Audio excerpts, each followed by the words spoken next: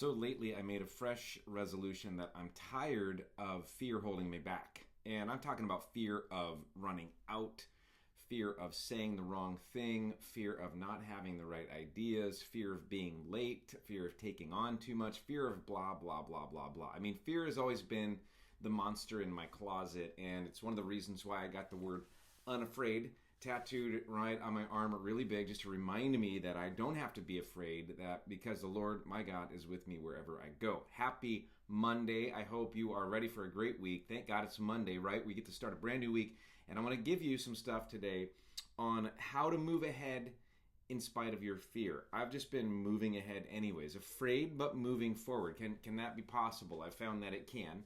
And I've found that the faster you start to move forward, the faster your fear starts to dissipate. So, question for you as you start out this week: what have you been afraid of? What has fear been holding you back from? In what area do you need to defeat fear by moving ahead anyways? And today I looked at my list. Not today, a couple of days ago.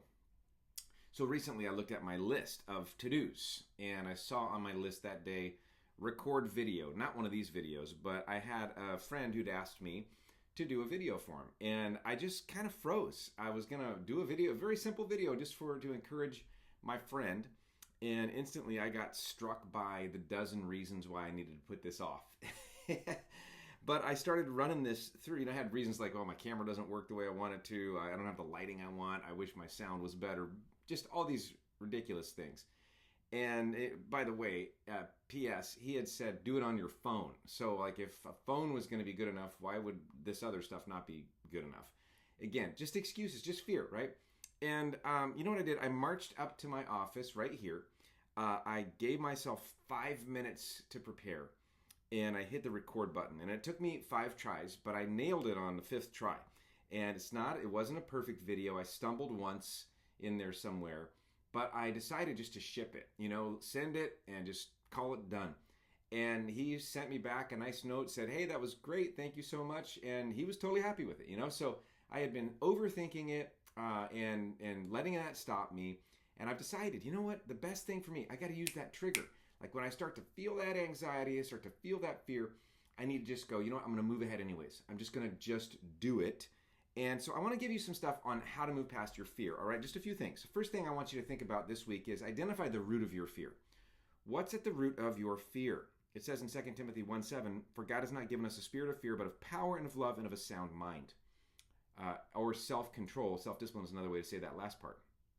So if fear doesn't come from God, it's got to come from somewhere else. Often from your anxiety, my anxiety, or even spiritual opposition.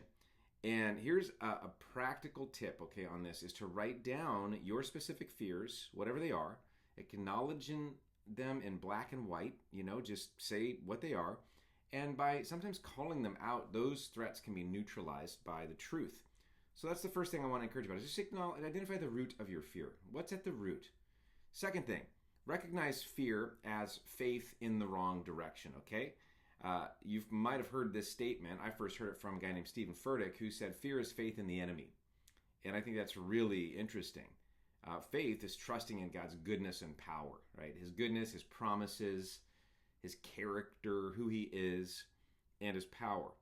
And it's like Peter walking on water. I mean, the moment he shifted his focus from Jesus to the wind and the waves, you saw this in Scripture, fear took over and he began to sink. So what is it this week that you're looking at and you're trusting in the wrong thing? It's the opposite. Your fear is faith in the enemy, right? You're believing in the enemy, honestly, when you're living out this fear. So practical tip, shift your gaze from what could go wrong, the storm in Peter's case, to the one who's able to carry you through it. Sometimes it's as simple as saying, Lord, I trust you more than I trust my fears. Just the simple thing like that. Okay, number 3, take action in spite of fear. Just go, I'm going to do it. It's, for me, it was that day, that video, I'm just going like, just going to do it. And the Bible does say in Joshua 1:9, I've got this thought tattooed on my arm. Have I not commanded you, be strong and courageous. Don't be afraid. Don't be discouraged, for the Lord your God will be with you wherever you go. Courage is not, as we know, courage isn't the absence of fear. It's trusting God's presence as you move forward. Anyway, can you imagine how many things Joshua had to be afraid of? All the unknowns, all the reports he was a part of the original crew of people that went in and said, we are scared of those giants. They're going to kill us. They're going to squash us. They think we're grasshoppers. It was 10-2. And Joshua and Caleb were way outnumbered by unbelievers, disbelievers. And there were plenty of people reporting bad news. But Joshua decided to move forward anyway. And a practical tip here would be to give yourself a small window of prep. Small window of prep when you're facing that little thing or that big giant, and then hit record like me. Just do the thing, whatever it is. Get it done. Get it out of the way. Do the best you can, but don't let all your fears hold you back from doing the thing that you need to do. Number 4 on the list today, celebrate imperfection. Celebrate imperfection, because at least you've done something. It says in 2 Corinthians 12:9, my grace is sufficient for you, for my power is made perfect in weakness. God's strength shines most when we acknowledge our human limitations. And your stumbles, your imperfections can actually become part of the testimony that encourages other people, right? I mean, you've been encouraged so many times by other people who said, oh, I had this limitation, but I decided to go for it anyways. And I made it. I did it. And you're so encouraged. You're like, wow, if you could do that, I could do that. So sometimes us moving ahead is just a way of us encouraging other people, because we know everybody else has fears too. I don't know why we think we are going to be different than everybody else. Like somehow we're supposed to be in a place of no fear before we can move ahead. But everybody else, we know, oh, you're going to have some fear. So however you would counsel other people is probably how we ought to be counseling ourselves, right? To go, well, you're going to have to just do it. You're going to have to just go for it. Yeah, celebrate that imperfection. After you step out and do the thing you were afraid of, stop and celebrate, even if it's not flawless. Give yourself a high five and say, good job, you did it, and you can learn from it.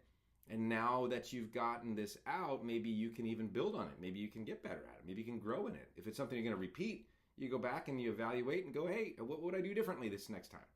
Then you can grow on it. You can build. It's a 1% thing. Sometimes it's, I'm going to do 1% better. Next time, we're 10% better.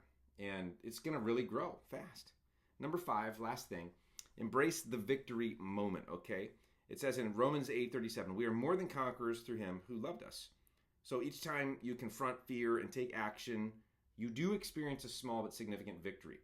You build momentum, and it's like stacking wins, right?